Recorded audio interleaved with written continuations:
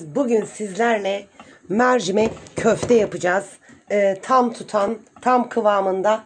Tarife uyarsanız gerçekten bir lezzet elde edersiniz. Şimdi 2 su bardağı kırmızı mercimeğimizi tenceremizin içine alıyoruz.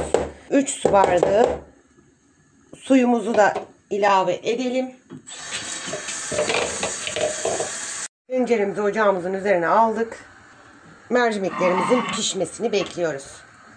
Mercimeğimiz pişti. Ocağın altını kapattık. 1,5 su bardağı ince bulgurumuzu içine ilave edip 30 dakika kadar dinlenmeye bırakıyoruz. Ocağımızın üzerine ince kıyılmış soğanlarımızı aldık. 3 orta boy soğanımızı ve yarım çay bardağı zeytinyağımızı ilave edip ocağın altını açıyoruz. Soğanlarımızın rengi döndü, pembeleşti.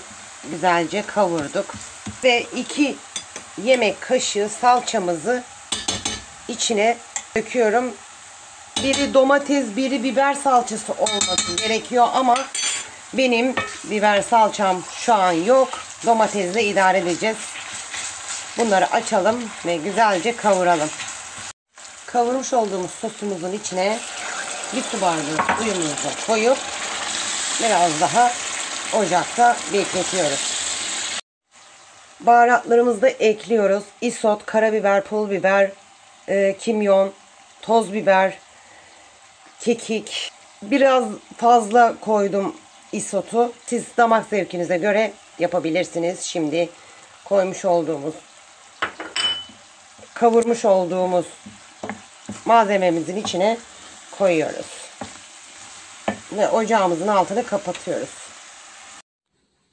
Geniş bir kabın içine bulgurumuzu, mercimeğimizi döktük. Demlenmiş olan. Harika görünüyor. Şimdi bunun üzerine 2 tatlı kaşığı tuzumuzu döküyoruz. Yapmış olduğumuz salçalı soğanlı karışımımızı içine ilave ediyoruz. Bütün malzemeleri birbirine karıştırıp yoğurdum. 1 limonun suyunu üzerine döküyorum. Ve yarım demet maydanozumuzu ince kıyılmış. 2-3 dal da dereotumuzu kıydım. Ve içine döküyoruz. Tekrar karıştıralım. Yeşilliklerimizle beraber tekrar yine karıştırdık. Şimdi şekil veriyoruz. Tam tutan mercimek köftemiz tam hazır. Bakın nasıl tuttuğunu göstereceğim. Hiç uğraşmıyorum. Bak. Harika görünüyor değil mi? Lezzeti de bir o kadar garanti veriyorum. Yapın. Yorumlara da yazın. Kanalıma abone değilseniz abone olmanızı, yorum yazmanızı, like atmanızı, gerçekten desteklerinizi bekliyorum. Bir dahaki videoda görüşmek üzere. Allah'a emanet olun. Bay bay.